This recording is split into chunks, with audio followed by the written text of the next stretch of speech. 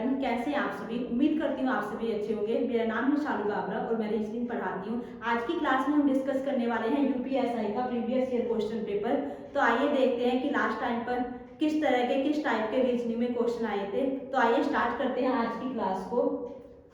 जो आज की क्लास में जो पहला क्वेश्चन है वो श्रृंखला दी हुई है और उसमें आपको नेक्स्ट पद बताना है कि नेक्स्ट पद क्या आएगा। हमारे यहाँ पर देखोगे आप 4 वर्ड दिए हुए हैं, कुछ लेटर सभी में सेम है, सिर्फ किसी में लेटर ज्यादा है और सिर्फ किसी में कम है। तो हमें यहाँ से पता लगाना है कि इसमें जो नेक्स्ट नंबर पर आएगा वो इन सब में से कौन सा ऑप्शन होगा। अब लेटर तो सभी में सेम है, तो मतलब कहीं पर लेटर ज्यादा है कहीं पर कम है, तो हम पहले ये लेटर काउंट करेंगे और देखेंगे कि कौन सा इनमें से आएगा। जब हम पहले को काउंट करेंगे तो 2 4 6 8 10 12, ये 12 है, 2 2 4 2 6 ये 6 है, 2 4 6 8 10 ये 10 है, 2 4 और ये 4 है। तो यहाँ पर आप देखोगे कि ये 10 12 से 10 हो गया है, तो 10 से आगे होगा 8। यहाँ से 6 से 4 हुआ है, तो 6 से 4 से आगे आएगा 2। तो हमें ये वाला बताना है कि 8 लेटर कौन से ऑप्शन में है इन चारों में से।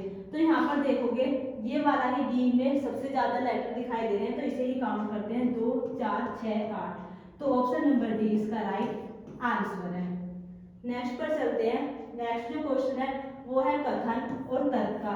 इसमें एक कथन दिया हुआ है, 2 तर्क दिए हुए हैं, तो आपको बताना है कि कौन सा तर्क इस कथन को प्रबल कर रहा है, मतलब इसके सपोर्ट में बोल रहा है। तो हमें ये पहले कथन पढ़ना होगा, फिर तर्क पढ़ेंगे, तब हम बताएंगे कि इसका कौन सा करेक्ट आंसर होगा। कथन में लिखा हुआ है कि क्या इंटरनेट पर नियंत्रण या सेंसरशिप की आवश्यकता है, मतलब क्या इंटरनेट पर कंट्रोल होना चाहिए। पहले ही तर्क में दिया हुआ है हाँ, यह लोगों को कॉपीराइट जानकारी तक पहुंचने से रोकता है, मतलब जो भी कॉपीराइट जानकारी है वो जिन लोगों के पास हमें नहीं पहचानी है तो उस पर हम नियंत्रण कर सकते हैं। तो ये इस कथन को प्रबल कर रहा है। अब सेकंड को देखते हैं। नहीं, यह लोगों को हानिकारक या संवेदनशील सामग्री देखने से दूर करता है।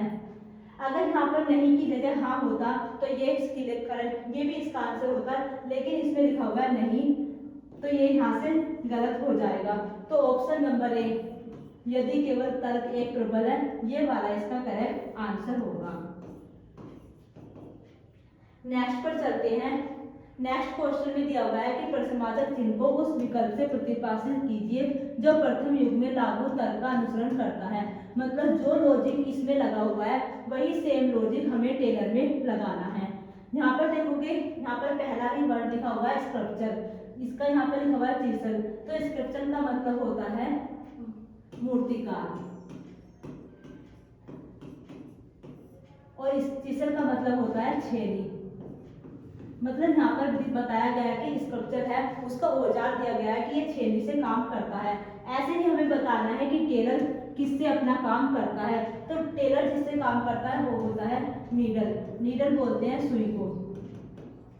तो ऑप्शन नंबर सी इसका राइट आंसर है। नेक्स्ट पर चलेंगे तो नेक्स्ट क्वेश्चन है डायरेक्शन और डिस्टेंस का।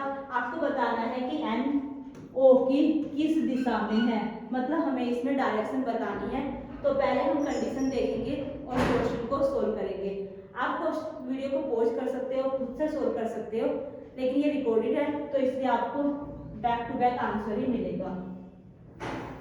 यहाँ पर दिया हुआ है कि एन और ओ एन के पूर्व में है, मतलब जो एन है एन और ओ इधर होंगे। अब हमें नहीं पता कि एन यहाँ है ओ यहाँ है या कहाँ है, तो हम इसे स्टार्ट यहाँ से नहीं करेंगे, नेक्स्ट लाइन से करेंगे कि पी ओ के उत्तर में और एन के उत्तर पूर्व में है।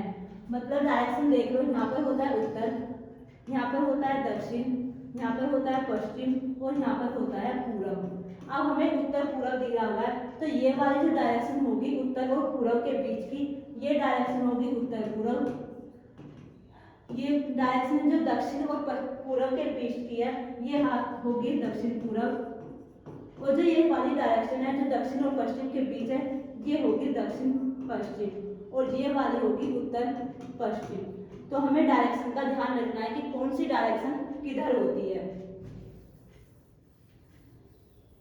यहाँ पर लिखा हुआ है कि पी ओ के उत्तर में है, मतलब पी यहाँ आएगा और नीचे आएगा। फिर दिया हुआ है कि और एन के उत्तर पूर्व में है, मतलब जो ये P है वो N के उत्तर पूर्व में भी है। तो N के उत्तर पूर्व में N इधर होगा, तभी ये इसके उत्तर पूर्व में होगी, तो N यहाँ पर आ जाएगा।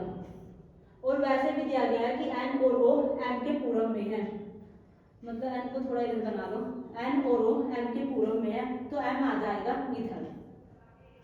यहाँ से ये हमारा बन गया है। अब हमें बताना है कि N O के किस दिशा में है, मतलब जो ये N है ये O के कौन से डायरेक्शन में है, तो ये O के पश्चिम डायरेक्शन में है। ऑप्शन नंबर सी इसका राइट आंसर है। नेक्स्ट पर चलते हैं।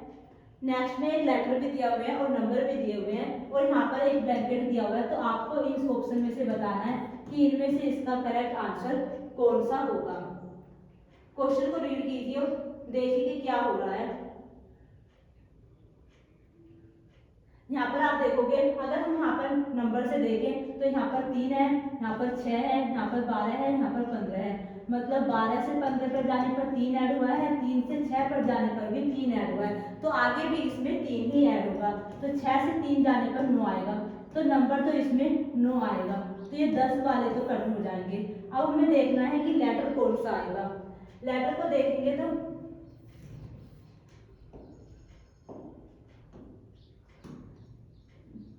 M से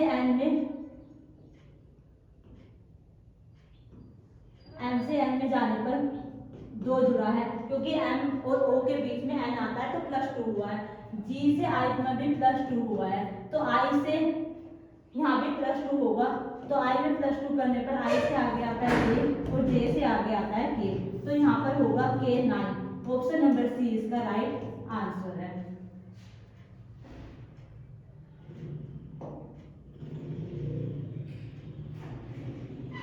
यहाँ पर फिर से ये क्वेश्चन है सिलोजिज्म का, क्योंकि इसमें कथन दिया हुआ है, आपको ये वाली जो भी जानकारी दी गई है ये हमें डायग्राम बनाना है और फिर हमें निष्कर्ष में से बताना है कि कौन सा निष्कर्ष इस कथन को फॉलो कर रहा है। जो भी निष्कर्ष इस कथन को फॉलो कर रहा होगा वही हमारा करेक्ट आंसर होगा। तो आइए पहले इसका डायग्राम बनाते हैं। यहाँ पर दिया हुआ है कोई अंगूठी हार नहीं है, मतलब जो अंगूठी है उसका हार के साथ कोई भी संबंध नहीं है। यहाँ पर ऐसा कर देना। आगे दिया हुआ है कोई हार कंगन नहीं है, मतलब कोई भी हार कंगन नहीं है। अब आप यहाँ पर देख लो कि यहाँ पर सिर्फ निगेटिव ही रिलेशन है, यहाँ पर भी निगेटिव है, यहाँ पर भी निगेटिव है, कोई भी इसमें पॉजिटिव रिलेशन नहीं है, तो इसका कोई भी निष्कर्ष पॉजिटिव नहीं होगा। ये बिना निष्कर्ष को पढ़े भी आप आंसर कर सकते हैं, क्योंकि जब स्टेटमेंट ही आपकी निगेटिव है तो इसका जो निष्कर्ष होगा वो कभी भी पॉजिटिव नहीं हो सकता। अब एक बार पढ़ भी लेते हैं। यहाँ पर दिया हुआ है सभी अंगूठियां कंगन हैं, तो ये जितना भी अंगूठी वाला पार्ट है ये बोला गया है कि ये कंगन है, लेकिन अंगूठी और कंगन में कुछ भी हमें रिलेशन नहीं दिया हुआ है, तो हम नहीं बता सकते कि ये है या नहीं है, तो ये नहीं होगा। आगे दिया हुआ है कुछ कंगन अंगूठियां हैं, मतलब कंगन का कुछ पार्ट अंगूठियां हैं, हमें इसमें ये भी नहीं दिया गया कि कंगन अंगूठी है या नहीं, तो हम ये भी नहीं बोल सकते, तो इसमें होगा न तो निष्कर्ष 1 और न ही निष्कर्ष 2 इसका आंसर है, तो ऑप्शन नंबर सी इसका राइट आंसर है। नेक्स्ट पर चलते हैं। नेक्स्ट क्वेश्चन फिर से एक सिलोजिज्म का है। यहाँ पर आपको 3 लाइन में कथन दिए हुए हैं और 2 निष्कर्ष दिए हुए हैं, तो आपको बताना है कि इसका कौन सा निष्कर्ष इस कथन से फॉलो हो रहा है।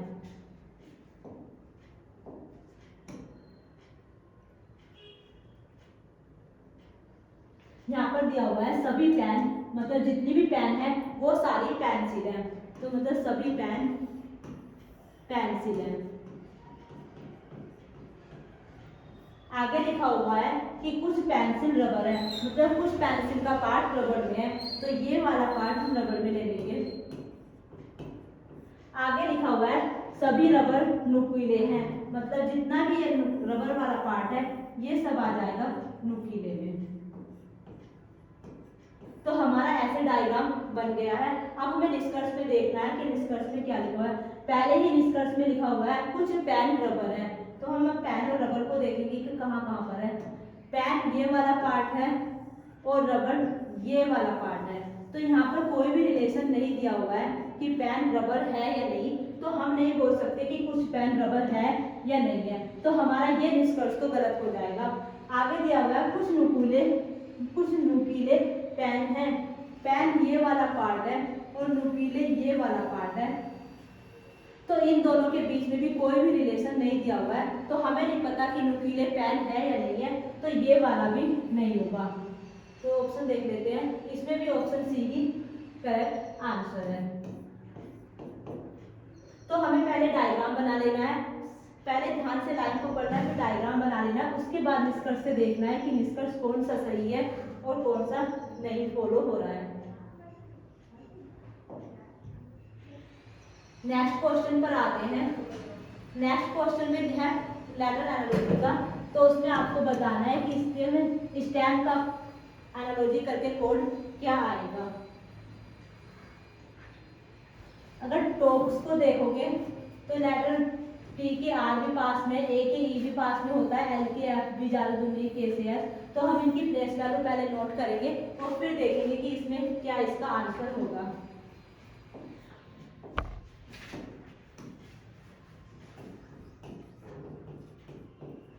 टॉप के का कोड दिया हुआ है आर ई एफ और एस, तो हम पहले इनकी प्लेस वैल्यू नोट करेंगे। टी की प्लेस वैल्यू होती है 20, ए की 1, एल की होती है 12, के की होती है 11, आर की होती है 18, ई की होती है 5, एफ की 6 और एस की होती है 19।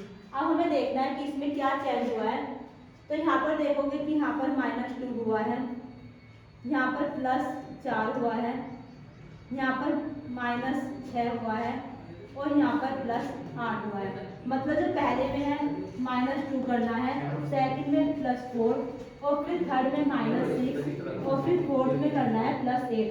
तो कुछ इस तरह से हमारा पैटर्न इस पर चलेगा। अब हम स्टेप पे ये वाला पैटर्न लगाएंगे STEM। तो हमें पहले S की प्लेस वैल्यू नोट करेंगे। S की प्लेस वैल्यू 19, 20 की, T की 20, E की 5, M की होती है 13। तो पहले में हुआ था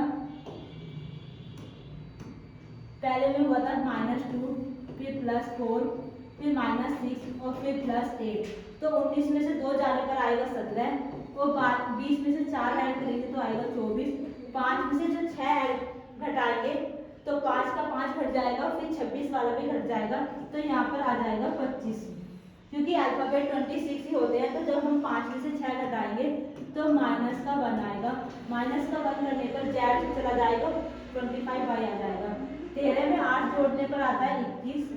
तो यहाँ पर 17 की प्लेस वैल्यू होती है Q, 24 की होती है X और 25 की होती है Y, 21 की होती है U। तो Q, X, Y और U ऑप्शन नंबर ए इसका राइट आंसर है। नेक्स्ट क्वेश्चन पर चलते हैं। नेक्स्ट क्वेश्चन में एक वर्ड दिया हुआ है और यहाँ पर हमें पूछा गया है कि पहले दूसरे मतलब दूसरे, चौथे, पांचवें और सातवें अक्षरों में से हमें इस वर्ड में से दूसरा लेना है, चौथा लेना है, पांचवा लेना है और सातवां लेना है, और उनसे एक जो इंग्लिश लैंग्वेज में मीनिंगफुल वर्ड होता है, मतलब जिसका कुछ मतलब होता है, वो वर्ड हमें ढूंढने हैं और उस शब्द का पहला अक्षर कौन सा होगा। या तो आप ये बता सकते हो, यदि कोई ऐसा कोई शब्द नहीं बनाया जा सकता तो उसका एक्स आंसर देना है, और यदि एक से अधिक का शब्द का निर्माण किया जा सकता है तो एम को चुनना है। तो इसमें 3 कंडीशन है। अगर एक बनता है, सिर्फ एक ही वर्ड बनता है तो आपको उसका पहला लेटर देना है, और अगर एक भी नहीं बन रहा है तो एक्स का आंसर देना है, मतलब ऑप्शन नंबर डी। और अगर एक से ज्यादा बन रहे हैं तो इसका एम आंसर देना है। अब चेक करते हैं कि इसमें कितने वर्ड बनते हैं। इसका जो दूसरा वर्ड है, लेटर है, वो है ई, चौथा है ओ, पांचवा है वी और सातवां है टी। तो हम इन चारों से हमें जंबल करके एक वर्ड बनाना है। बन भी सकता है, नहीं भी, तो ट्राई करते हैं। तो अगर आप देखोगे ई ओ बी टी है तो इससे एक वर्ड बन सकता है वोट, बाकी तो कुछ नहीं बनेगा क्योंकि टी ओ ई बी कुछ ऐसा होता नहीं है। तो अगर एक ही वर्ड बनेगा जो है वोट, वोट का मतलब होता है वोट करना, मतदान देना। तो इसका हमें पहला लेटर बताना है, तो पहला लेटर है बी, तो इसलिए option number D, sorry B C, option number C इसका राइट आंसर है। तो इसमें हमें कुछ ज़्यादा नहीं करना होता, लेटर चूज करने हैं, मतलब जो हमें दिया हुआ है वही लेटर निकालने हैं, वो उन्हें आपस में जंबल करके देखना है क्या इससे मीनिंगफुल वर्ड बन रहा है या नहीं, और अगर बन जाता है तो उसी हिसाब से आप आंसर दे सकते हो।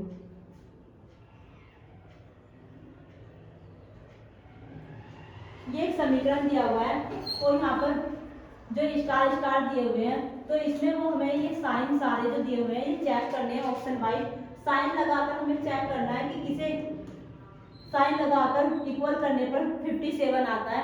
अगर कोई भी साइन लगाने से इन चार ऑप्शन में से जिससे भी इसका इधर भी 57 आ जाएगा तो वही इसका करेक्ट आंसर होगा। तो चेक करते हैं पहले ऑप्शन से। यहाँ पर प्लस दिया हुआ है 5 + 9 फिर गुना है 12 फिर इक्वल करने पर आना चाहिए 57। तो यहाँ पर 12 निरमा 108 करने पर ही 57 से बड़ी नंबर आ जाएगी। फिर हमें 5 भी ऐड करना है तो 57 तो नहीं आएगा, तो ये ऑप्शन तो नहीं होगा। अब सेकंड ऑप्शन को देख लेते हैं। यहाँ पर है माइनस, तो 5 - 9/12 और इक्वल करने पर आ जाना चाहिए 57। अगर हम 9 को 12 से भाग देंगे तो यहाँ पर हमें दशमलव में मिलेगा, तो 57 तो हमारा बिल्कुल भी नहीं आएगा, तो ये भी ऑप्शन गलत है। अब चलते हैं ऑप्शन नंबर सी पर।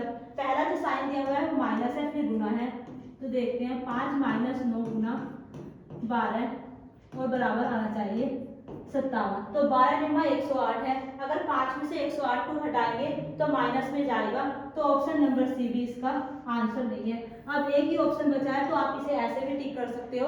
अगर नन ऑफ दिस दिया हुआ है तो इसे चेक कर सकते हो, वरना बिना चेक किए ही आंसर मार्क कर देना। तो कर लेते हैं एक बार। 5 × 9 + 12 आना चाहिए 57, तो 9 पंजे होते हैं 45 और 45 में जब हम 12 ऐड करेंगे तो आता है 57। तो इसलिए ऑप्शन नंबर डी इसका राइट आंसर है। इसमें आपको ज़्यादा कुछ नहीं करना, सिर्फ ऑप्शन देखने हैं और बाई ऑप्शन जाना है, जिससे भी आपको दोनों इक्वल हो जाए दोनों साइड का, वही आपका आंसर आ जाएगा। फिर से एक कथन और निष्कर्ष का क्वेश्चन है। आज के टाइम में जितने भी एग्जाम हो रहे हैं सबसे ज़्यादा जो क्वेश्चन पूछे जा रहे हैं वो इसी टॉपिक से है और इसमें एक्यूरेसी बहुत कम होती है।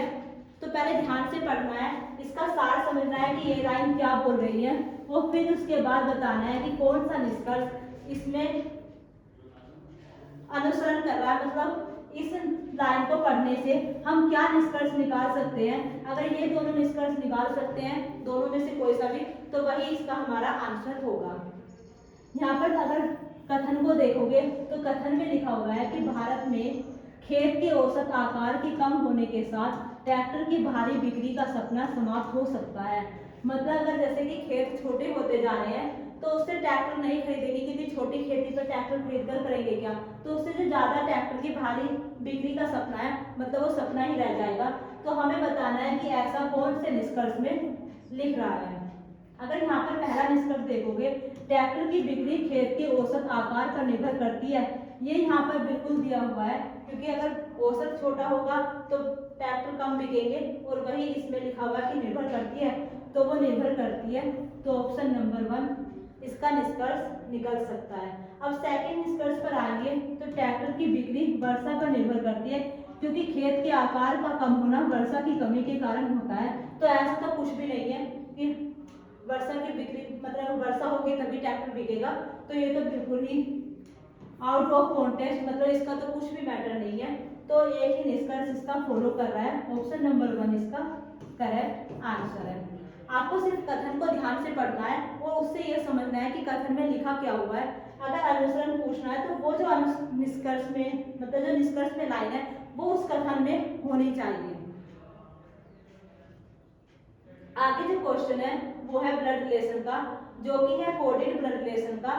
तो इसमें आपको बताना है कि P का N से क्या संबंध है, और P इसमें दिया हुआ है P पुरुष है, तो इसमें N का और P का पूछ रहा है। तो आप इसे यहाँ से N से और P तक ही सोल्व करना, क्योंकि N के बारे में यहाँ ना हमें कुछ जानना है ना ही इसकी कोई जरूरत पड़ेगी, तो फालतू का सोल्व नहीं करना है। जितना पूछा गया है सिर्फ उतना ही सोल्व करना है। तो N और P से डायग्राम बनाइए ब्लड रिलेशन का। और आंसर बताना है कि पी का एन से क्या संबंध होगा। तो इसका डायग्राम बनाते हैं। एन स्टार ओ, स्टार का मतलब है ए बी की बहन है, मतलब जो एन है वो ओ की बहन है। आगे दिया हुआ है ओ अपॉन पी, मतलब ए बी का भाई है, मतलब जो ओ है वो पी का भाई है। अब हमें यहाँ पर पी का जेंडर भी दिया हुआ कि यदि पी पुरुष है, मतलब ये वाला जो पी है ये मेल है, तो पी का एन से क्या संबंध है, मतलब जो ये एन है उसका पी क्या लगेगा, तो वो उसका भाई लगेगा। ऑप्शन नंबर 1 इसका राइट आंसर है। इसे आप जेंडर से भी कर सकते हो, क्योंकि पी का एन से क्या संबंध है, मतलब एन को बताना है, तो दो ही इसमें मेल वाले हैं, बेटा और भाई, और ये वाले सब बहन वाला है और एक भाई वाला है, तो ये एक ही जनरेशन के हैं। तो जो आंसर होगा तो वो भी एक उसी जनरेशन में होगा, तो भाई इसका आंसर होगा। बेटा तो एक नीचे वाली जनरेशन में होता है, तो बेटा तो इसका आंसर नहीं होगा। आप इसे सीधे जेंडर से भी सोल्व कर सकते हैं।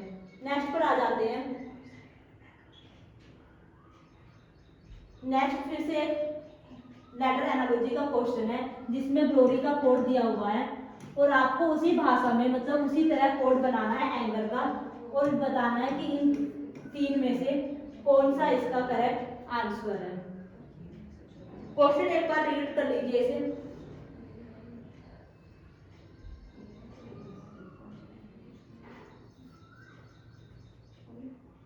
यहाँ पर आप देखोगे ग्लोरी लिखा हुआ है GLORY। जो ग्लोरी का कोड दिया हुआ है वो है OJMB और U।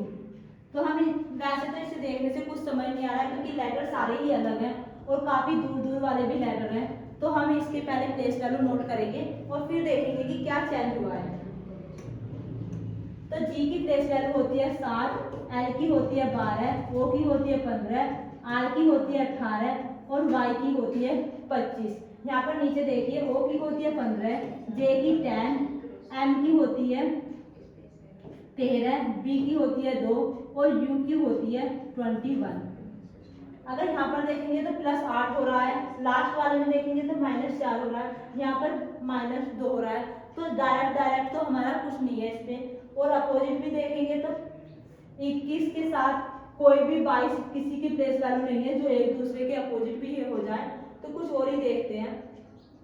यहाँ पर आप देखोगे यहाँ पर +3 हुआ है, 12 से 3 15 हुआ है, यहाँ पर भी 7 से 3 10 हुआ है, लास्ट वाले में देखोगे 18 से 3 21 हुआ है। और अगर y में माइनस होगा तो 25 में से -3 करने पर 26 जाएगा, 1 जाएगा, और तो यहाँ पर b आ जाएगा क्योंकि दो ही लेटर बीच में जाए। यहाँ पर 15 से -2 हुआ है, तो मतलब जो पहले वाले को जंबल किया गया है +3, 7 3 10 12 3 15 18 3 21, यहाँ पर +3 हुआ है, क्योंकि अगर 25 से 26 पर जाएंगे फिर 1 पर जाएंगे फिर बीच 2 पर आएगा, तो यहाँ पर भी +3 हुआ है। यहाँ बीच वाले में -2 हुआ है, तो हमें यहाँ पर इसका सेकंड वाले को फर्स्ट में +3 करके लिखा गया, फर्स्ट वाले को +3 करके सेकंड नंबर पर लिखा गया, ऐसे ही लास्ट वाले को लिखा गया और बीच वाले को डायरेक्ट लिख दिया है। तो अब हमें सेम ऐसे ही एंगल में करना है।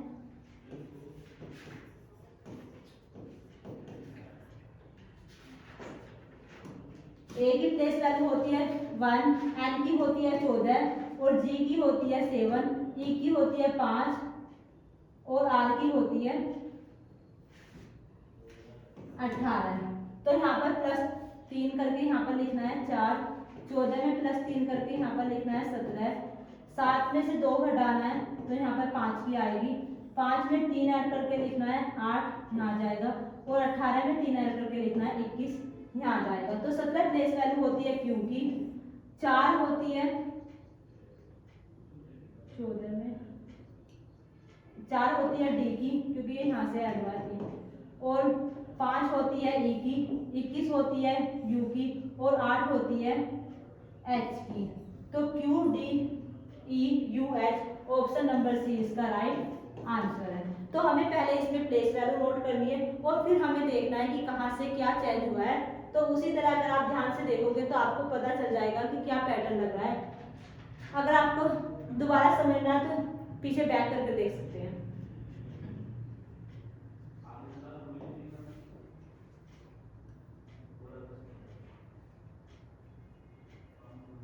यहाँ पर एक न्यू क्वेश्चन है जो है पासे का, मतलब जो लूडो खेलने में यूज करते हैं। तो उसमें दिया हुआ है प्रत्येक फलक को निम्नलिखित रूप से संख्याकित किया गया है। मतलब 2 3 के सन्निकट है। सन्निकट का मतलब होता है पास में, मतलब जो 2 है वो 3 है में पास पास में है। नेक्स्ट लाइन में लिखा हुआ है 3 4 के विपरीत है, मतलब जो 3 के नीचे वाला जो नंबर आता है उसके अपोजिट जो है वो 4 है। लास्ट थर्ड में दिया हुआ है 5 1 के विपरीत है, 6 3 के सन्निकट मतलब पास में है। अब इसमें क्वेश्चन क्या दिया हुआ है, क्वेश्चन देखो पहले। निम्नलिखित में से कौन सा कथन निश्चित रूप से सत्य है, मतलब वो कथन ढूंढना है जो बिल्कुल सत्य है, संभावनाओं वाला नहीं देखना है, सिर्फ वही बताना है जो बिल्कुल आप जिसके लिए 100% श्योर हो कि ये सही है। तो पहले इसकी कंडीशन नोट कर लेते हैं जो ऊपर इन 4 लाइन में दिया हुआ है। 6 को 3 के अपोजिट लिखा गया है, मतलब 6 और 3 एक दूसरे के अपोजिट है।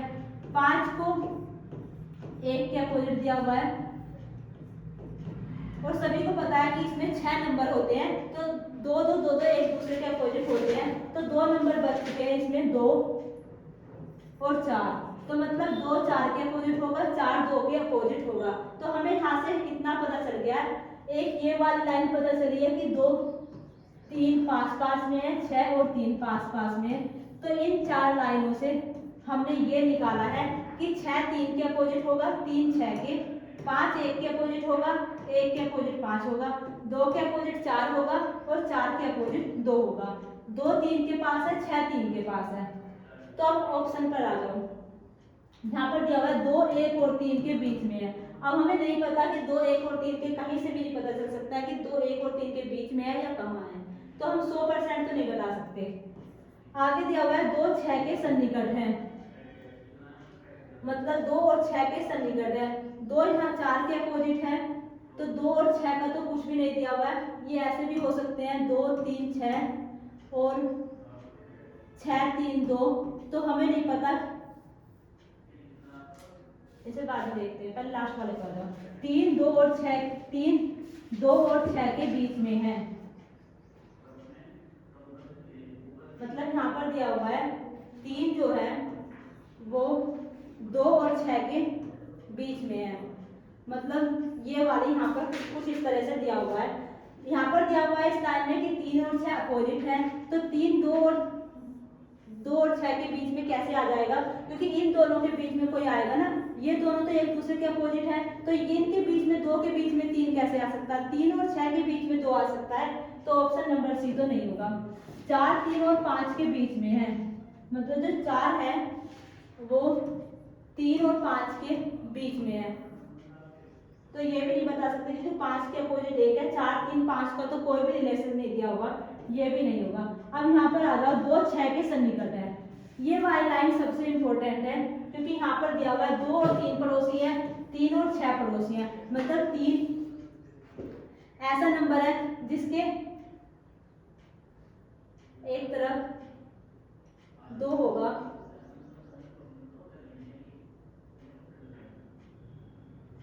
तीन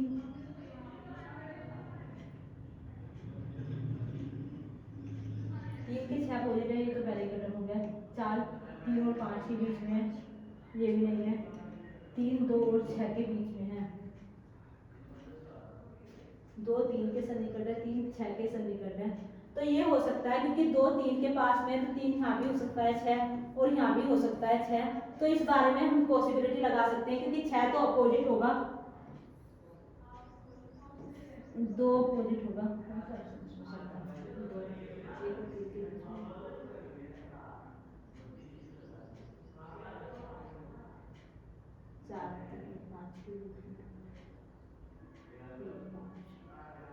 इसमें ऑप्शन नंबर डी सही होगा, क्योंकि 3 यहाँ पर है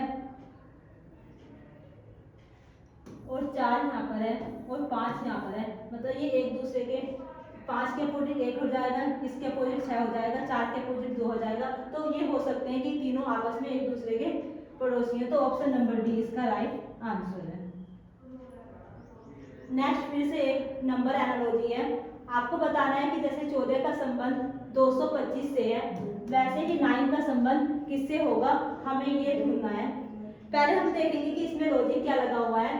14 दिया हुआ है और 15 का स्क्वायर होता है 225। ये हमें 225 को देखते ही पता चल रहा था, मतलब 14 में 1 जुड़ा होगा 15 और जब उसका स्क्वायर हुआ होगा। तो ऐसा ही सेम इसमें भी करते हैं। तो 9 में 1 जोड़ेंगे 10 आएगा और 10 का स्क्वायर करने पर आता है 100। तो ऑप्शन नंबर ए इसका राइट आंसर है। नेक्स्ट पर चलते हैं।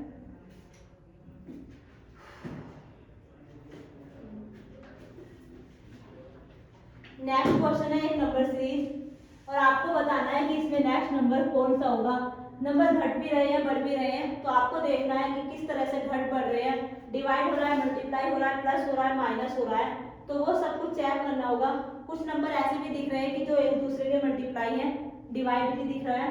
तो आप देख सकते हो, पता करो कि क्या इसमें।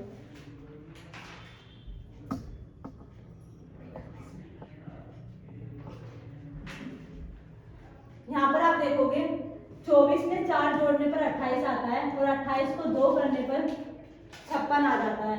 लेकिन यहाँ पर 7 8 56 होता है 1/8 और 7 और 4 11 है। और यहाँ पर भी अगर हम 8 से इसे डिवाइड करेंगे 1/8 से, मतलब 8 से कर लो या इसे 1/8 से गुना कर लो, तो यहाँ पर आता है 24। तो यहाँ पर 3 चीजें हमें दिखाई दे रही है।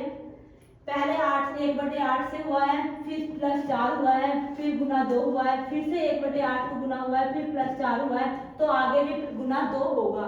तो 11 को अगर हम 2 से गुना करेंगे तो 22 आ जाएगा। एक बार फिर से देख लो, यहाँ पर 192 है, 24 हुआ है, नंबर बहुत छोटा हो रहा है तो पता लग रहा है कि नंबर में डिवाइड हुआ होगा। अगर हम इसे 8 से डिवाइड करेंगे तो 8 दूनी 8 क्या, 8 दूनी होता है 16, 3 बचता है तो 32 हो जाता है, तो 8 चौक 32। तो यहाँ पर हमें 24 आ रहा है। अगर आगे देखेंगे तो नंबर थोड़ा ही बढ़ रहा है, तो मतलब प्लस हो रहा है, तो 24 में 4 जोड़ देंगे 28 आ जाएगा। यहाँ पर क्लियरली पता चल रहा है कि नंबर डबल हो रहा है। 28 में 28 ही जोड़ा गया, मतलब 2 गुना हो गया है, फिर से ये 56 हो गया है। नेक्स्ट पर देखोगे कहाँ तो 56 है, कहाँ से फिर 7 आ गया है, तो मतलब बहुत बड़े नंबर से डिवाइड हुआ है। तो अगर हम इसे 8 से डिवाइड करेंगे तो 8 7 56 होता है, तो 7 यहाँ आ गया। तो हमें पता चल गया कि 8 से भाग करना है, प्लस 4 करना है, फिर गुना 2 करना है, फिर सेम वही पैटर्न रिपीट हुआ है। तो फिर यहाँ पर 8 से भाग करके प्लस 4 हो गया है, आगे गुना 2 हो जाएगा। तो ऑप्शन नंबर ए इसका राइट आंसर है। नेक्स्ट एक श्रृंखला दी हुई है, मतलब श्रृंखला, हाँ, उसमें 4 ऊपर दिए हुए हैं और 4 ही फिर उसके ऑप्शन दिए हुए हैं। तो आपको बताना है कि जो भी पैटर्न इसमें फॉलो कर रहा है उसका नेक्स्ट पैटर्न वही सेम पैटर्न फॉलो करने पर इन चारों में से इसका क्या करेक्ट आंसर होगा वो आपको बताना है।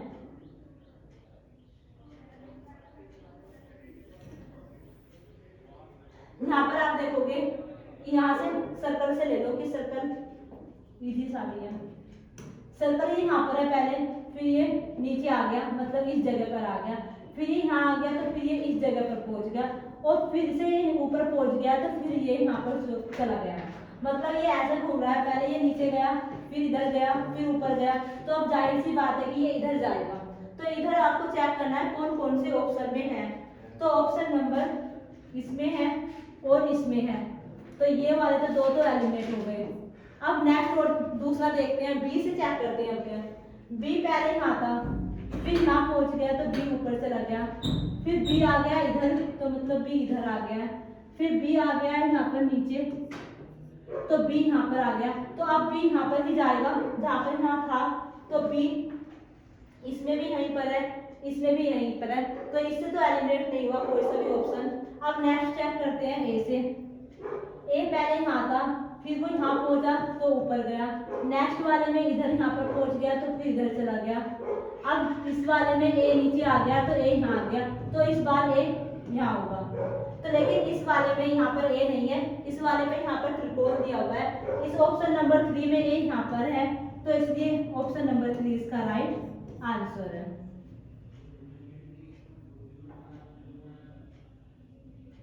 आगे जो क्वेश्चन है वो है सीटिंग अरेंजमेंट का। आपको बताना है कि पंक्ति में कितने व्यक्ति हैं। दो लाइन की कंडीशन दी हुई है, कंडीशन को ध्यान से पढ़ना है और समझना है। बस इसमें से ज्यादा जो ध्यान दिया जाता है वो दिया जाता है दाएं और बाएं का। तो हमें सिर्फ दाएं और बाएं में देखना है। और जैसे कि यहाँ पर दूसरा स्थान दिया हुआ है तो उसमें 1% का गैप रखना है, और अगर तीसरा स्थान दिया हुआ है तो 2% का गैप रखना है।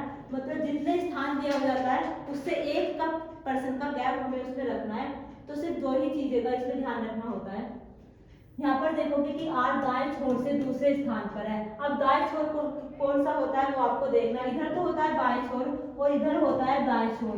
तो यहाँ से आर जो है वो दूसरे स्थान पर है। अब यहाँ पर नेक्स्ट लाइन में दिया हुआ है एस बाएं छोर से दूसरे स्थान पर है, मतलब एस इधर से दूसरे स्थान पर है।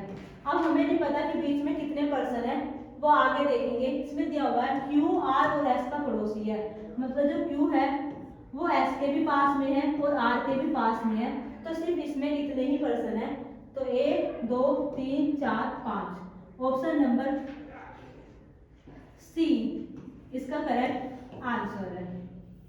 काफी इजी और काफी शॉर्ट इंफॉर्मेशन थी, तो बहुत ही इजी था। बस दाएं और बाएं का ध्यान रखना था, क्वेश्चन आपका सोल्व आसानी से हो जाएगा। यहाँ पर 4 श्रृंखला दी हुई है और आपको बताना है कि इन चारों में से एक ऐसी है जो 3 का पैटर्न फॉलो नहीं करती, तो आपको वो चौथी उसमें से ढूंढनी है। जितने भी ये 4 दिए हुए हैं इनमें से एक जो 3 से अलग है वही आपको इसका आंसर बताना है। ये आप प्लेस वैल्यू से ही सोल्व करेंगे, क्योंकि यहाँ पर 2 लेटर दिए हुए हैं और एक नंबर दिया हुआ है। यहाँ पर भी 2 लेटर है, एक नंबर, यहाँ पर भी 2 लेटर है, एक नंबर, और यहाँ पर भी 2 लेटर है, एक नंबर। तो हो सकता है लेटर की प्लेस वैल्यू को ऐड किया गया हो, घटाया गया हो, गुना किया गया हो, उनकी अपोजिट प्लेस वैल्यू को में कुछ चेंज किया गया हो। तो आइए चेक करते हैं कि इसमें हुआ क्या है। टी की प्लेस वैल्यू होती है 20, जे की होती है 10। तो 20 और 10 को ऐड करने पर आता है 30, और 30 में अगर हम +2 करेंगे तो आएगा 32। तो हमें यहाँ से तो इतना पता चला है। अब आर पे आ जाते हैं। आर की प्लेस वैल्यू 18 और एफ की है 6। तो 18 में अगर 6 को जोड़ेंगे हम तो 24 आएगा, और 24 में +2 करने पर आ जाएगा 26। तो इन दोनों में तो सेम पैटर्न फॉलो हो रहा है। अब नेक्स्ट के 2 और चेक कर लेते हैं। एच की प्लेस वैल्यू होती है 8 और पी की होती है 16। तो 16 और 8 होते हैं 24। यहाँ पर 24 ही लिख दिया गया, +2 नहीं किया गया, तो मतलब ये इन दोनों से अलग है। अगर ये इन दोनों से अलग है तो वो तीसरे से भी अलग होगी। तो ऑप्शन नंबर 3 इसका राइट आंसर है। तो ऑप्शन नंबर डी इसका राइट आंसर है। आप चौथे को छोड़ भी सकते हैं, क्योंकि 2 का सेम हो गया है तो तीसरे का भी सेम ही होगा। तो इसलिए सारा चेक करने की जरूरत नहीं है, 3 से भी आपको पता चल जाएगा कि कौन सा इसका आंसर होगा। फिर से एक वर्ड दिया हुआ है और यहाँ पर कुछ कंडीशन दी हुई है, तो आप पहले इसे पढ़ सकते हो।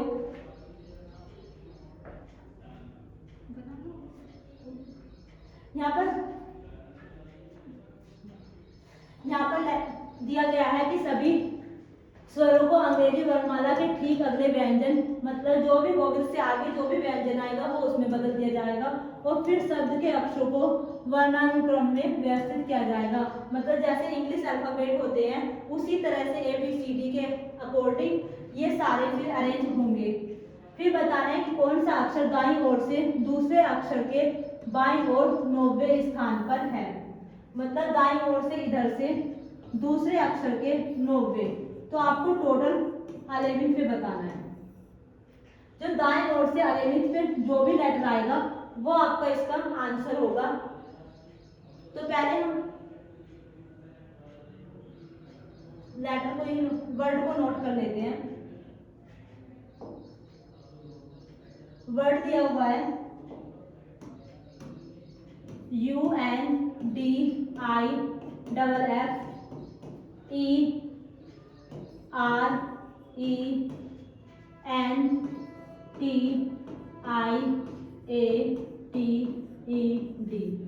तो वर्ड बहुत लंबा है। अब इसमें हमें वोवेल्स को ही चेंज करना है, कॉन्सोनेंट सेम ऐसे ही रखने हैं। तो यू का हो जाएगा V,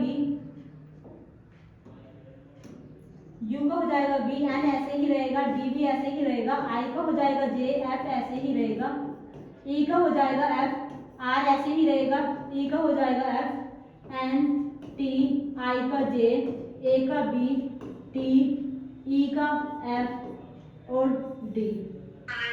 कुछ इस तरह से हमारा ये चेंज करके आ गया। अब हमें इसे अल्फाबेट में, मतलब इंग्लिश लैंग्वेज में जो अल्फाबेट जैसे अरेंज होते हैं कुछ इस तरह से अरेंज करना है और फिर हमें इधर से 11वां अंक बताना है, 11वां लेटर बताना है। अब हम पहले टोटल लेटर काउंट कर लेते हैं, उसके बाद कुछ करेंगे। इसमें 2, 4, 6, 8, 10, 12, 14 और 2, 16।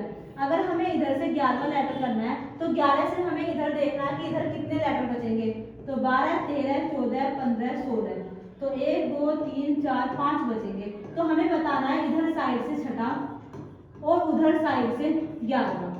तो आसान हमारे लिए इधर साइड से छठा पता करना आसान है, क्योंकि इधर से ABCD को नोट करना मतलब इंग्लिश अल्फाबेटिक के अकॉर्डिंग तो इजी भी होता है और वो छठे नंबर पर भी आ जाएगा। तो हम इसे लेफ्ट हैंड से मतलब बाएं की तरफ से करेंगे, ना कि दाएं की तरफ से, क्योंकि हमने पता कर लिया जो इधर से 11वें नंबर पर होगा लेटर वो इधर से छठे नंबर पर होगा।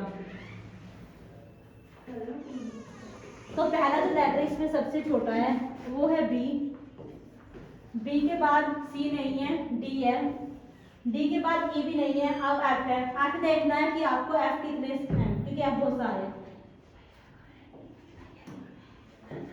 1, 2, 3, 4, 5, तो 5 एफ नोट करने हैं। 3, 4, 5। अब हमें इसमें छठा लेटर ही बताना है, तो 1, 2, 3, 4, 5, 6। तो इसका जो करेक्ट आंसर होगा वो होगा ऑप्शन नंबर सी, एफ। तो इस तरह से आपको क्वेश्चन को समझना है और क्वेश्चन को इजी तरीके से आपको सोल्व करना है। तो कुछ इस तरीके से सोल्व होगा। यहाँ पर फिर से एक नंबर सीरीज है, आपको बताना है कि इसमें नेक्स्ट नंबर क्या आएगा। क्वेश्चन को रीड करिए और देखिए कि इसमें क्या होगा, प्लस होगा, माइनस होगा, गुना होगा, मल्टीप्लाई होगा, मतलब भाग होगी, क्या होगा वो आपको चेक करना है। अगर नंबर को देखेंगे तो नंबर बहुत पास पास में और नंबर छोटे होते जा रहे हैं, तो हमें यहाँ से पता चल रहा है कि माइनस हो रहा है सभी में।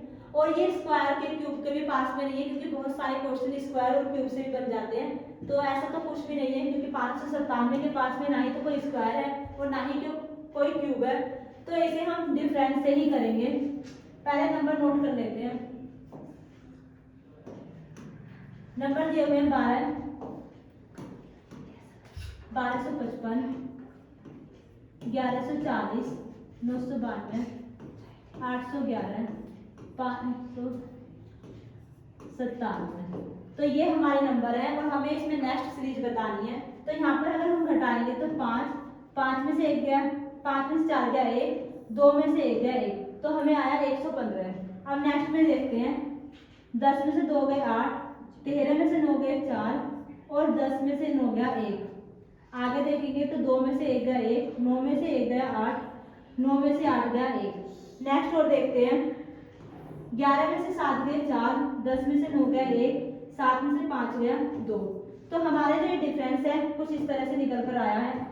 अब अगर इसे देखेंगे तो 23 पंजे 115 होता है, लेकिन 23 का 138 होता है।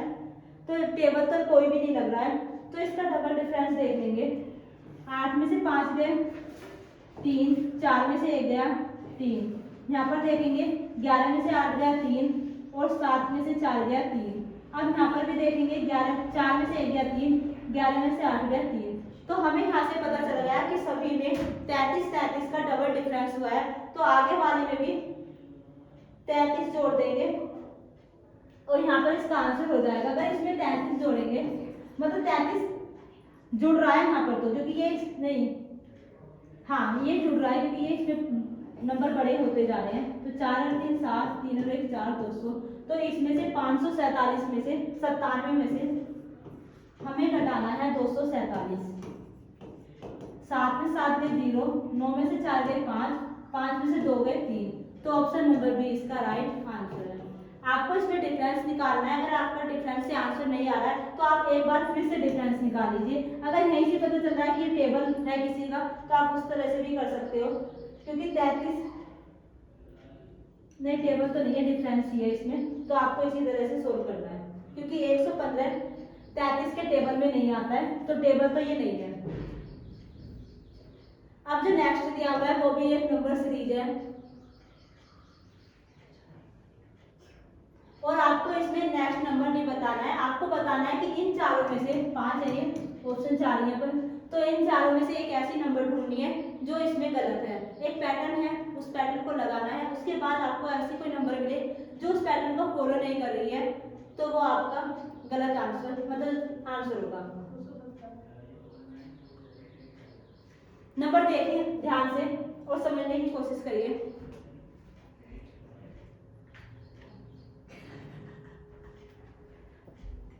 यहाँ पर आप देखोगे कि नंबर 34 से पता चल रहा है कि नंबर डबल हो रहा है, मतलब इसमें 2 गुना हुआ है। अगर यहाँ पर भी देखेंगे तो यहाँ पर भी ये 2 ही गुना है और आगे देखेंगे तो 136 दूनी होता है 272, तो ये तो इसमें फॉलो नहीं हो रहा। अगर जब कोई भी नंबर सीरीज होती है, अगर कोई पैटर्न चल रहा है और उसमें 2 नंबर गलत आ गए तो उसमें पहले वाला गलत माना जाएगा, ये वाला। ये तो एक इजी वाली है, टफ वाली भी आती है, तो उसमें अगर ये बीच में होता है यहाँ पर और आपको नहीं समझ में आता तो 2 सीरीज अगर जहाँ भी गड़बड़ हो रही है तो उसमें 2 पहले वाली गलत मानी जाएगी, सेकंड वाली सही। जैसे कि इसमें अगर 270 को 2 से गुना करेंगे तो आएगा 540, लेकिन यहाँ पर 544 है, तो इस ये वाली गलत है। अब अगर इसे 272 लिख देंगे हम, तो 272 का 2 गुना करेंगे तो आ जाएगा 544। तो जो इसका राइट गलत की जगह जो सही आएगा वो 272 होगा। वैसे ऑप्शन नंबर बी इसका राइट आंसर है।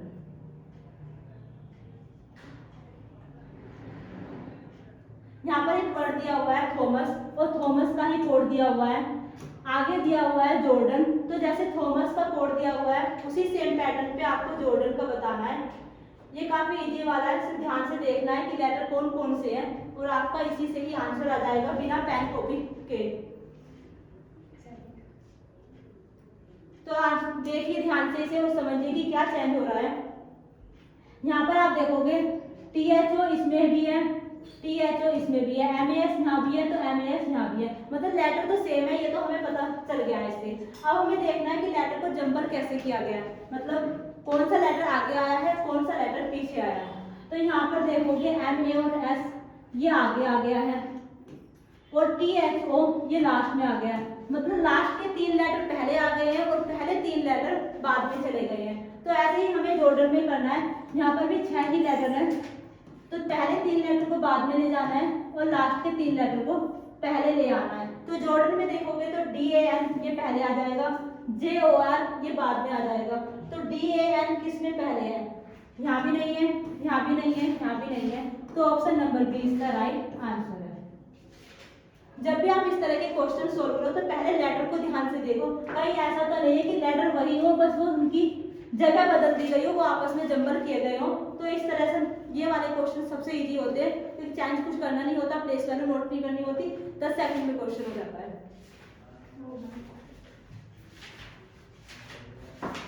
नेक्स्ट जो क्वेश्चन है वो है डायरेक्शन और डिस्टेंस का।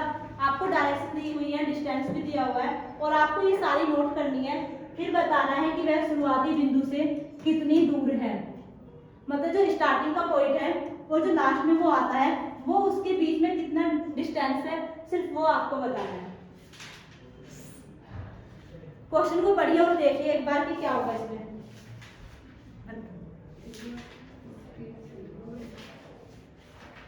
क्वेश्चन को ध्यान से पढ़ना है, डायरेक्शन का ज्यादा ध्यान रखना है, क्योंकि दाएं और बाएं में एक भी मिस्टेक होते हुए क्वेश्चन गलत हो जाता है। तो दाएं और बाएं इस चीज का इसमें खास ध्यान रखना है। और अगर डिस्टेंस दिया हुआ है जैसे यहाँ 3 किलोमीटर, तो वो 5 किलोमीटर से छोटा ही होगा, इस चीज का खास ध्यान रखना है। जितना किलोमीटर दिया गया है उसे उतना ही बनाना है। अगर 3 किलोमीटर की लाइन इतनी बड़ी है तो 5 किलोमीटर की इससे बड़ी ही होगी, इस बात का खास ध्यान रखें वरना डायरेक्शन चेंज हो जाएगा। यहाँ पर देखोगे कि एक आदमी पूर्व की ओर 7 किलोमीटर चलता है, मतलब पूर्व दिशा में जा रहा है। पूर्व दिशा होती है इधर, तो उसे पूर्व दिशा में चलना है 7 किलोमीटर, तो ये यहाँ से आ जाएगा। अब दिया हुआ है कि वह दाएं मुड़ता है, तो दाएं जो होगा वो नीचे की ओर आएगा और वो 3 किलोमीटर चल रहा है, मतलब 7 यहाँ लिखेंगे। तो जो ये 3 किलोमीटर होगा ये 7 किलोमीटर से तो नीचे ही कम ही होगा, मतलब तो 3 किलोमीटर को इसलिए यहाँ पर छोटा बनाया गया है। आगे दिया हुआ है एक बार फिर दाएं मुड़ता है, अब वो साउथ को देख रहा है। जब कोई पर्सन साउथ को देखता है तो उसकी दाएं और बाएं चेंज हो जाती है। जैसे कि अगर वो नॉर्थ को देखेगा, मतलब उत्तर को देखेगा, तो दाएं उसकी इधर होगी, लेकिन जब वो साउथ को देखेगा तो दाएं उसकी इधर पहुंच जाएगी। तो इस बात का खास ध्यान रखना है। वह दाएं मुड़ता है और 3 किलोमीटर चलता है, तो वो यहाँ पर आएगा। आगे दिया हुआ है फिर दाएं मुड़ता है और 3 किलोमीटर चलता है। नहीं, यहाँ तक तो हो गया नोट। 3 एक बार फिर दाएं मुड़ता है और 7 किलोमीटर चलता है, मतलब ये फिर से दाएं जा रहा है और 7 किलोमीटर जा रहा है, तो ये यहाँ से पहुंच जाएगा। 3 किलोमीटर यहाँ पे आ गया, 4 किलोमीटर ऊपर आ गया, तो इस तरह से हमारा 60 किलोमीटर का डिस्टेंस आ गया है। यहाँ पर लिखा हुआ है फिर दाएं मुड़ता है और 3 किलोमीटर चलता है, तो मतलब वो दाएं इधर जाएगा और 3 किलोमीटर आएगा। ये वाला डिस्टेंस भी 3 किलोमीटर का है, ये वाला डिस्टेंस भी 3 किलोमीटर का है, तो ये वाली लाइन इस लाइन के इक्वल में आएगी। तो इस तरह का ध्यान रखना है। आगे दिया हुआ है बाएं मुड़ता है और 5 किलोमीटर चलता है, दाएं नीचे को जाएगा, बाएं ऊपर को जाएगा और वो 5 किलोमीटर आ जाएगा। फिर वह दक्षिण की ओर 4 किलोमीटर चलता है और बाएं मुड़ता है, मतलब यहाँ से देखो दक्षिण की ओर 4 किलोमीटर, तो यहाँ जाएगा और बाएं मुड़ता है, यहाँ से बाएं इधर जाएगा और 5 किलोमीटर चलेगा। 3 यहाँ तक होगा, 2 यहाँ तक आ जाएगा। अंत में वह दाएं मुड़ता है। कुछ न कुछ तो मिस्टेक है, एक बार फिर से देखते हैं। पूर्व की ओर चलता है 7 किलोमीटर, मतलब इधर को जा रहा है 7 किलोमीटर। आगे दिया हुआ है दाएं मुड़ता है और 3 किलोमीटर चलता है, मतलब दाएं होगा नीचे को तो 3 किलोमीटर यहाँ तक आएगा। आगे दिया हुआ है एक बार फिर दाएं मुड़ता है और 7 किलोमीटर चलता है, मतलब यहाँ से यहाँ तक 7 किलोमीटर आएगा, इस लाइन के बराबर में आएगा। ये लाइन स्किप हो गई थी 7 किलोमीटर वाली, इससे गलत हो गया। वह फिर दाएं मुड़ता है और 3 किलोमीटर चलता है। अब हमें इधर से देखना है, जब हमारा फेस पश्चिम को तरफ को है तो हमारा दाएं इधर को बैठेगा, कितना चल रहा है, दाएं चल रहा है, तो दाएं ऊपर को बैठेगा, तो ये यहाँ से यहाँ पर आ जाएगा 3 किलोमीटर में। शुरुआत में इसकी यहीं से हुई थी, ये ध्यान रखना। और फिर है फिर बाएं मुड़ता है और 5 किलोमीटर चलता है, तो बाएं मुड़ेगा इधर को, 5 किलोमीटर चलता है। फिर वह दक्षिण की ओर 4 किलोमीटर चलता है, मतलब यहाँ आ गया, 3 यहाँ तक हो जाएगा, 1 किलोमीटर इससे नीचे आना है। आगे है 4 किलोमीटर हो गया। फिर बाएं मुड़ता है, 5 किलोमीटर चलता है, मतलब बाएं मुड़ रहा है तो 5 यहाँ आ जाएगा। ये ऊपर भी 5 किलोमीटर डिस्टेंस है, ये नीचे भी 5 होगा, तो ये इसके लेवल में आएगा। अब बताया गया है अंत में दाएं मुड़ता है और 8 किलोमीटर चलता है, मतलब ये दाएं मुड़ रहा है, नीचे को जा रहा है 8 किलोमीटर। अब वो बताना है कि शुरुआत से कहाँ पर है। शुरुआत यहाँ पर है, एंड यहाँ पर है। अब हमें डिस्टेंस देखना है। 3 तो ये हो गया, 1 ये हो गया 4 और 8 ये हो गया 12, तो ऑप्शन नंबर डी इसका राइट आंसर है। क्वेश्चन थोड़ा ट्रिकी था, तो पीछे करके अगर किसी को समझ में ना आया तो बैक करके देख लेना।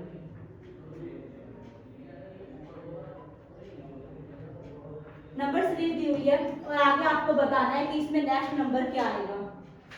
नंबर कभी छोटा हो रहा है, कभी बढ़ रहा है। अगर नंबर छोटा और बड़ा हो रहा है, मतलब एक बार छोटा होके फिर बड़ा हो रहा है, तो इसमें हो सकता है कि 0.5 भी हो सकता है, और हो सकता है कि माइनस हो रहा है, क्योंकि 1 गुना करके अगर 12 का 1 गुना करके 12 आएंगे, अगर उसमें हम घटाने लग जाएं तो 9 आ जाएगा। वैसे ये 1.5 गुना भी हो सकता है इसका, तो आपको पता करना है कि क्या आएगा, क्या इसका पैटर्न है।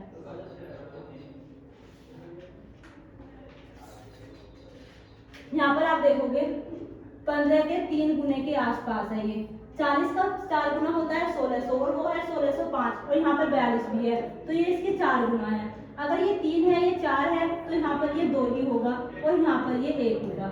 अब हमें देखना है कि प्लस माइनस कितना हुआ है, तो 12 कम 12 होता है -3, 9 दूनी 18 होता है, तो 18 में हमें 15 तक लाने के लिए -3 करना पड़ेगा। 15 का 3 गुना होता है 45, और अगर हम 45 में से यहाँ पे 3 घटा देंगे तो आ जाएगा 42।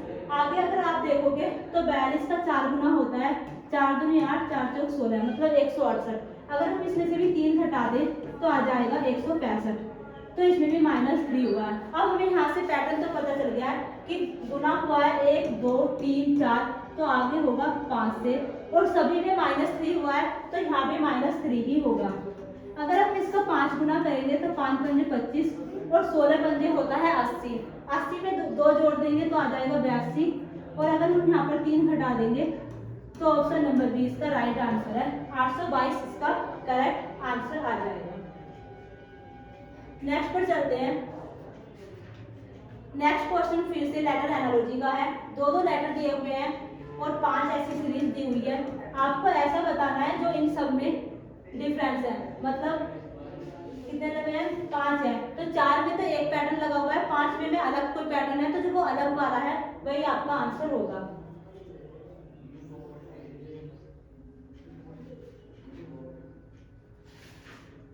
लेटर को देखिए और समझने की कोशिश कीजिए कि क्या हो रहा है। अगर आप देखोगे यहाँ पर भी लेटर घट रहा है, यहाँ पर भी लेटर घट रहा है, यहाँ पर भी लेटर घट रहा है, यहाँ पर भी घट रहा है, सिर्फ वैसे तो यहाँ पर भी घट रहा है, तो हमें इसमें प्लेस वैल्यू भी देखनी पड़ेगी क्योंकि लेटर तो सभी में घट रहे हैं, तो प्लेस वैल्यू से ही ये सोल्व होगा।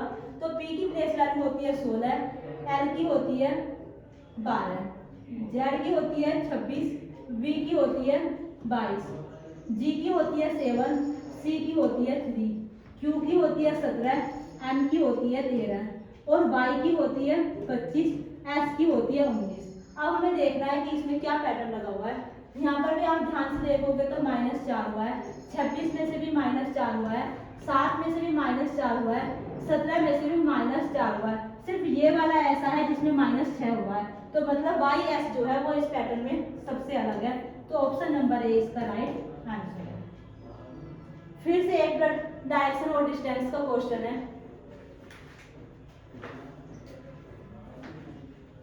आपको बताना है कि गंतव्य से घर किस दिशा में है, मतलब वो अपने घर के लिए चलना शुरू कर देती है, तो जहां से वो चलना शुरू करती है और जहां उसका घर होता है तो वो उसकी डायरेक्शन बतानी है कि वो किस डायरेक्शन में है, मतलब इसमें डायरेक्शन का ही सिर्फ बताना है।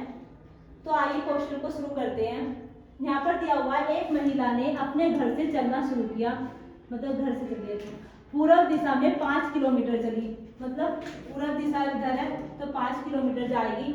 आगे दिया हुआ है कि बाएं मुड़कर उस दिशा में 4 किलोमीटर चली, मतलब इधर से ये बाएं मुड़ेगी और फिर 4 किलोमीटर चलेगी। दाएं होता है इसका इधर और बाएं होता है ऊपर, तो वो कितने चल रही है 4 किलोमीटर, तो ये यहाँ तक आ गया। अब यहाँ पर दिया हुआ है अंत में 5 किलोमीटर चली और बाएं मुड़ने के बाद, मतलब बाएं मुड़ने के बाद वो 5 किलोमीटर चली है, तो इसका जो दाएं होगा वो इधर है, बाएं होगा इधर है, ये भी 5 किलोमीटर है, यहाँ भी 5 किलोमीटर है, तो ये दोनों जो लाइन होंगी ये इक्वल होंगी, मतलब ये वाला पॉइंट जो होगा वो इस पॉइंट के ऊपर होगा। अब बताना है कि गंतव्य से घर किस दिशा में है, मतलब इस यहाँ से ये वाला किस दिशा में है, तो आप सभी को दिखाई दे रहा है कि ये दक्षिण दिशा में है, तो ऑप्शन नंबर सी इसका राइट आंसर है।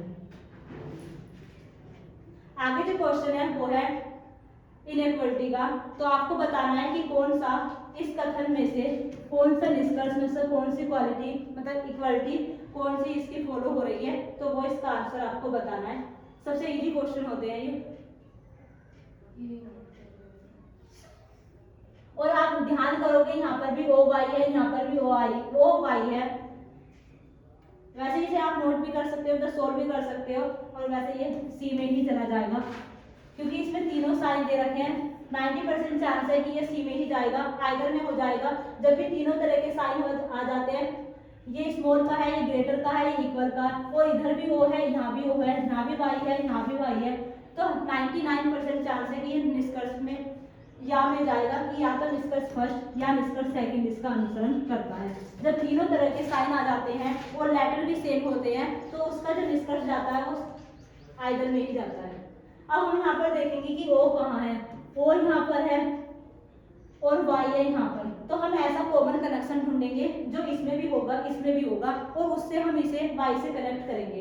तो यहाँ पर आप देखोगे कि ओ से जब हम एन जा रहे हैं तो एन यहाँ पर भी है और एन यहाँ पर भी है। अब एन से हम ओ वाई तक आएंगे यहाँ पर, तो हमें ये वाले डायरेक्शन तो सीधा जा रहा है, तो डायरेक्शन सेम वही होंगे, मतलब डायरेक्शन ही साइन सिर्फ वही होंगे। तो ये इक्वल वाला है और ये इक्वल ग्रेटर वाला है। अब ये जा रहा है अपोजिट, मतलब शुरुआत हो रही है लेफ्ट राइट हैंड से, दाएं से शुरुआत हो रही है। तो जो ये वाले साइन है ये कुछ इस तरह से आ जाएंगे और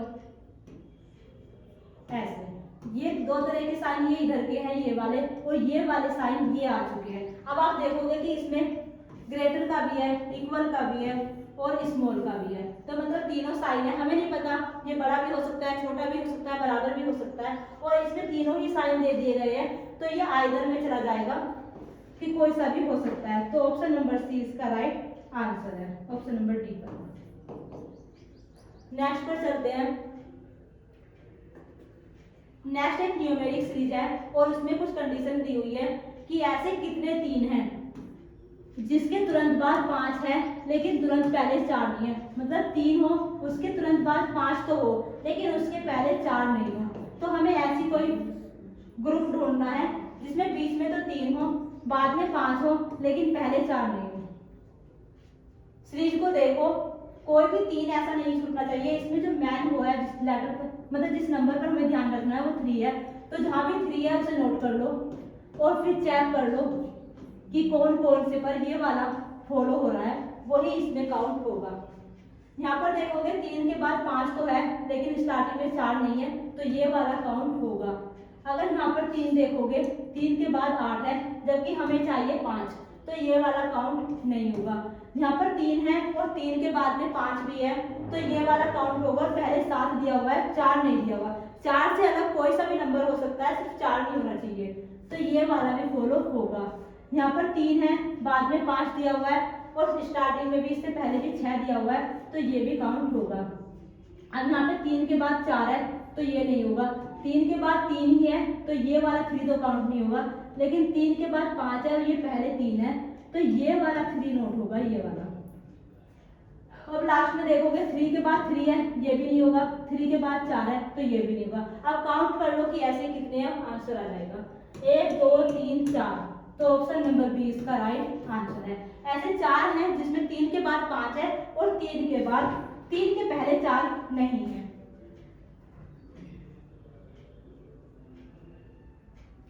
यहाँ पर एक संख्या दी हुई है और कुछ कंडीशन दी हुई है, तो कंडीशन को पढ़ो और समझने की कोशिश करो।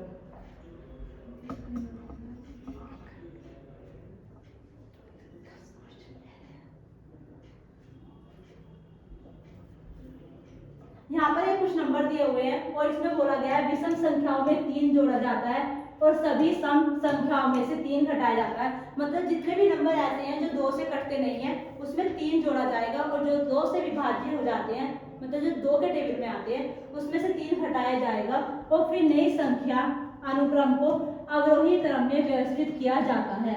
मतलब अवरोही में पहले बड़ा नंबर आएगा, फिर उससे छोटा आएगा, फिर उससे छोटा आएगा। मतलब इधर जो बोलते हैं, इधर क्या बोलते हैं, बाईं साइड से सबसे बड़ा आएगा, फिर उधर सबसे छोटा आएगा। कुछ इस तरह से हमारे नंबर व्यवस्थित होंगे और फिर हमें बताना है कि दाईं ओर से चौथी संख्या क्या होगी। मतलब इस तरफ से चौथी संख्या क्या होगी। तो यहाँ पर हम पहले नंबर नोट कर लेते हैं। नंबर है 3 5 4 6 4 6 3 5 4 6 8 1 3 1 8 1 3 1 5 8 4 6। तो ये वाले हमारे कुछ डिजिट हैं, नंबर नहीं बोल सकते, डिजिट ही है ये। अब इसमें विषम संख्या को देखना और सबको। विषम में 3 जोड़ा जाएगा तो 3 में 3 जोड़कर आ जाएगा 6, 5 में 3 जोड़कर आ जाएगा 8। अब ये है सम संख्या, तो इसमें से हमें 3 को घटाना है, तो 3 घटा के आ जाएगा 1, 6 में से 3 घटा के आएगा 3 और 8 में से 3 घटाने पर आएगा 5। अब ये आ गई फिर से विषम संख्या, तो इसमें 3 जुड़ जाएगा, 1 और 3 होते हैं 4, 3 और 3 होते हैं 6, 1 और 3 4, 5 और 3 8। अब फिर से सम संख्या आ गई है तो इसमें से 3 घटा देंगे, 8 में से 3 गए 5, 4 में से 3 गए 1, 6 में से 3 गए 3। तो हमारे जो चेंज हो गए, जो भी इसमें दी हुई थी कंडीशन, कुछ इस तरह की डिजिट आ गई है। अब इसमें दिया हुआ है दाईं ओर से चौथा, मतलब दाईं ओर होता है इधर, और इधर हमें बड़ी नंबर भी लिखना है, मतलब इधर से जो शुरुआत होगी उसमें सबसे छोटा नंबर आएगा। तो हम क्वेश्चन को जल्दी सोल्व करने के लिए हम पहले छोटे की तरफ से दाईं ओर से इस क्वेश्चन को सोल्व करेंगे। तो इसमें एक और एक सबसे छोटा है, एक यहाँ पर आएगा, एक यहाँ पर आएगा, दो इसमें कहीं पर भी नहीं है, तो डायरेक्ट 3 पर आ जाएंगे। 3 3 3 3 दिया हुआ है 3 बार, तो 3 3 यहाँ पर नोट कर लेंगे। तो ये हमारा चौथे नंबर पर जो है दाईं तरफ से वो ऑप्शन नंबर 20 का राइट आंसर है। आपको ये इधर से सोल्व नहीं करना है। 3 और 4 आएगा, विषम में 3 नहीं सही, यहाँ पर इसमें हमें अवरोही क्रम से करना था। तो जब 8 है वो इधर आएगा, 7 6 इधर आएगा, तो इधर को घटते चले जाएंगे। तो हमें दाईं ओर से ही बताना था, तो हमने इसलिए ये दाईं ओर से लिखना शुरू कर दिया। सबसे छोटा नंबर डिजिट सबसे इधर लिखा है, फिर उससे बड़े बड़े डिजिट हम लिखते चले गए हैं, तो इसलिए यहाँ पर 3 आया है हमारा। यहाँ पर 3 है, तो 3 ही बार लिखना है 3 को। तो ऑप्शन नंबर 20 का करेक्ट आंसर है। ये है वर्ड एनालॉजी का। आपको इसकी हिंदी पता होनी चाहिए क्वेश्चन को सोल्व करने के लिए। तो पहले वर्ड पढ़िए कि वर्ड क्या है। अगर इन चारों की भी आपको हिंदी पता है तो उस तरह से भी आप इस क्वेश्चन को सोल्व कर सकते हैं, क्योंकि 3 का जो मतलब होगा वो सिर्फ एक होगा, और जो इसके अपोजिट आएगा, मतलब जो इसके साथ आएगा वो सिर्फ एक ही होगा। तो इस तरह से इसे भी ना सोल्व करके अगर इससे चारों का मतलब आपको पता है तब भी आप क्वेश्चन को कर जाओगे। यहाँ पर लिखा हुआ है लैबोरियस। लैबोरियस का मतलब होता है मेहनती, मतलब जो काम करते हैं, मतलब काम करना ही है, मेहनती ही समझ लो एक लैंग्वेज में। कठिन समझ लैबोरियस मतलब जिस काम को करने में ज्यादा मेहनत लगती है, ज्यादा कठिन काम हो उसे कठिन लैबोरियस बोलते हैं। इजी को बोलते हैं आसान। और यहाँ पर दिया हुआ है रिडिक्यूलस। रिडिक्यूलस का मतलब होता है मतलब बेतुका, मतलब जिसका कोई मतलब नहीं हो, बकवास। तो इसका मतलब होता है बेतुका। अब यहाँ पर देखोगे कि ये कठिन का अपोजिट दिया हुआ है आसान, तो ऐसे ही हमें बेतुका का अपोजिट बताना है कि बेतुका का अपोजिट क्या होगा। मतलब जो इसके अपोजिट वर्ड आते हैं, जैसे पर्यायवाची होते हैं और विपरीत होते हैं, तो ऐसे ही हमें इसका विपरीत बताना है कि इसका विपरीत क्या होगा। अब आते हैं ऑप्शन पे। जो एब्सोर्ड है, एब्सोर्ड, कॉमिकल, स्टूपिड, इन तीनों का मतलब एक ही होता है और तीनों का ही मतलब होता है बेवकूफ, बेतुका। और जो रीजनेबल होता है उसका मतलब होता है तार्किक, मतलब जो कुछ बोल रहे हो उसके पीछे कुछ रीजन है, सोच समझ के जो काम किया जाता है रीजनेबल तरीके से, उसे रीजनेबल बोलते हैं। तो ऑप्शन नंबर डी इसका राइट आंसर है। एब्सोर्ड, कॉमिकल, स्टूपिड, इन सब का मतलब ही बेतुका होता है। तो ये तीनों इसके सिनोनिम्स हैं, पर्यायवाची, और ये जो चौथा है ये इसके अपोजिट है। तो ऑप्शन नंबर डी इसका राइट आंसर होगा। नेक्स्ट पर आ जाते हैं। नेक्स्ट क्वेश्चन है, वेन आरेख दिया हुआ है, इसको मतलब क्या बोलेंगे इसे, स्क्वायर में वोमेन है, ट्रायंगल में मैन है, रेक्टेंगल में इंटेलिजेंट है और सर्कल में है लेजी। तो हमें ये दिया हुआ है। आगे हमें इसमें एक पूछा क्या गया है वो देख लो। बुद्धिमान और आलसी महिलाओं को बताना है लेकिन पुरुष नहीं हो, मतलब बुद्धिमान और आलसी हो और पुरुष नहीं हो। तो हमें जो पुरुष वाला जो डी दिया गया है, स्क्वायर में दिए गए हैं हमें पुरुष, तो वो नहीं होना चाहिए, मतलब ये वाला, ये वाला। तो ये इतना हमें कट कर देना है, इसका नहीं बताना है। अब दो बच रहे हैं हमारे पास, बुद्धिमान और आलसी, मतलब इंटेलिजेंट और लेजी। इंटेलिजेंट है ये वाला और लेजी वाला है सर्कल, ये वाला। तो अब ऐसा नंबर बताना है जो इसमें भी हो और इसमें भी हो। तो ऐसा नंबर है 7, ये वाला, ये इसमें भी है और इसमें भी है। तो ऑप्शन नंबर डी इसका राइट आंसर है। काफी इजी क्वेश्चन है, सिर्फ आपको समझना है कि पूछ क्या रहा है और उसी के बेसिस पर आंसर दे देना है। आगे जो क्वेश्चन है वो है ब्लड रिलेशन का, और आपको बताना है कि लड़की का पुरुष से क्या संबंध है। तो यहाँ पर एक लाइन दी हुई है, एक पुरुष ने कहा, मतलब पुरुष बोल रहा है एक लड़की की ओर, वह मेरी ग्रैंड मदर की इकलौती संतान की बेटी है, मतलब वो उसकी बेटी है। तो सॉल्व करिए इसका वेन डायग्राम बना के कि इसका क्या आंसर आएगा।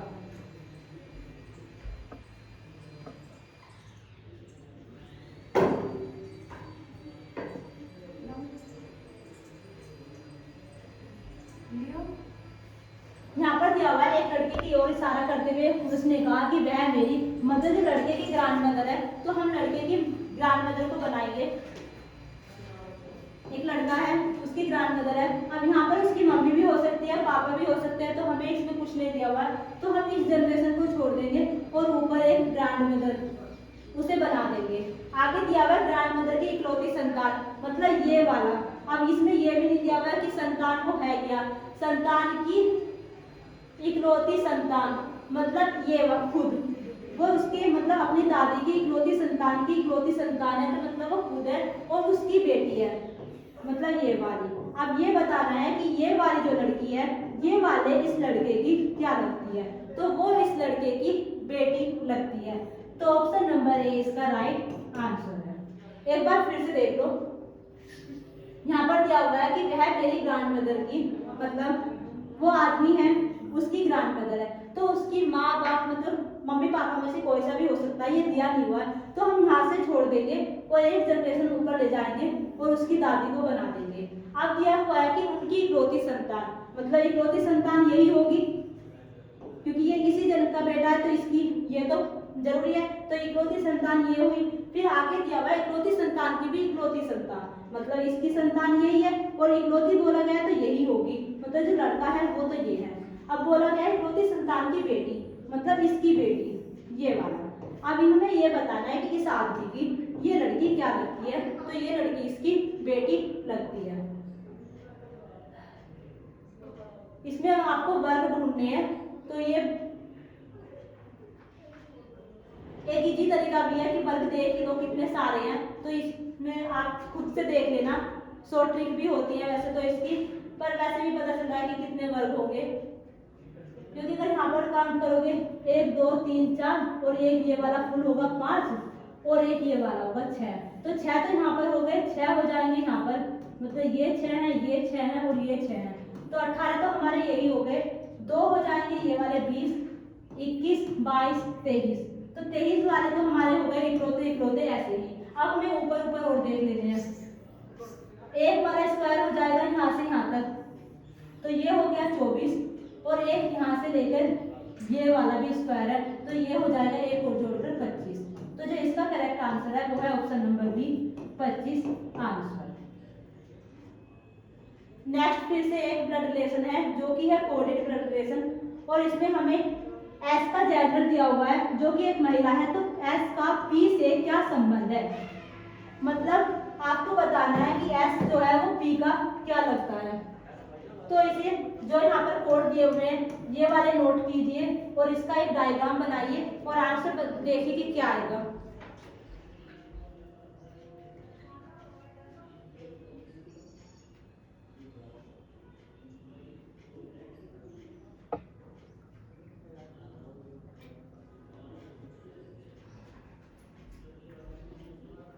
अगर आप इसे करना चाहते हैं बिना डायग्राम के, तो इसे बिना डायग्राम के भी कर सकते हैं, उसे बोलते हैं जेंडर का मेथड।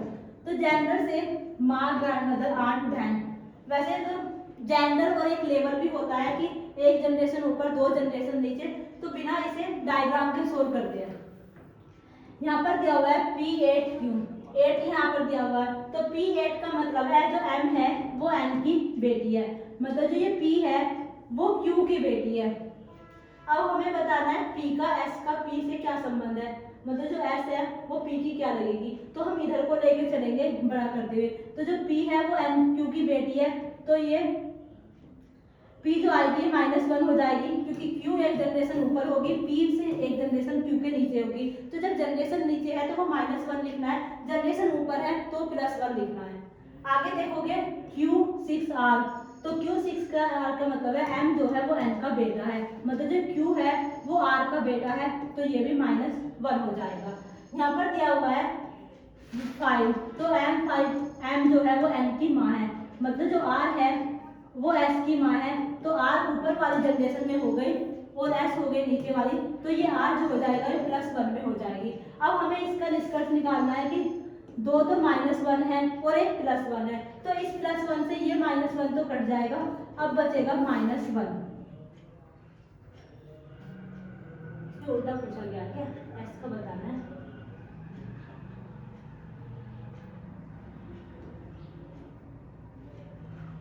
ऐसी महिला है, तो एस का पी से क्या संबंध है? मतलब हमें एस को बताना है, तो ये वाली क्यू वाली ये प्लस हो जाएगी, ये भी प्लस हो जाएगी, ये माइनस हो जाएगी, तो प्लस माइनस यहाँ से कट जाएगा और +1 इसका आएगा, तो +1 में होगा आंट और माँ दोनों ही हो सकता है। तो ये तो हमें बनाना ही पड़ेगा क्योंकि माँ भी एक जनरेशन ऊपर है, आंट भी एक जनरेशन ऊपर है, तो बिना डायग्राम के ये तो नहीं होगा। बना ही देते हैं। P8Q का मतलब है M N की बेटी है, मतलब जो P है वो Q की बेटी है। आगे दिया हुआ है Q6R, मतलब जो M है वो N का बेटा है, मतलब Q जो है वो R का बेटा है, तो R एक जनरेशन ऊपर चला जाएगा। अब आगे दिया हुआ है R5S, मतलब जो M है, जो R है वो S की माँ है, जो ये R है ये S की माँ है, और यहाँ पर दिया हुआ है S एक महिला है, मतलब ये एक महिला। अब बताना है कि P का S क्या लगती है, मतलब उसके पापा की बहन है, तो वो उसकी आंट लगेगी। तो ऑप्शन नंबर सी इसका राइट आंसर है। ये जेंडर से भी नहीं हुआ, ये प्लस माइनस वाले मेथड से भी नहीं हुआ, इसके लिए डायग्राम बनाना ही पड़ेगा, तो कोई ज़्यादा भी टाइम नहीं लगेगा।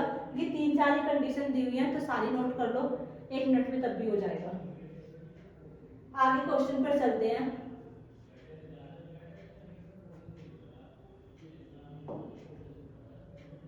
तो आज की क्लास को हम यहीं पर खत्म करते हैं। उम्मीद करते हैं आपको ये क्लास अच्छी लगी होगी। इस क्वेश्चन का आंसर आप कमेंट सेक्शन में दे सकते हैं।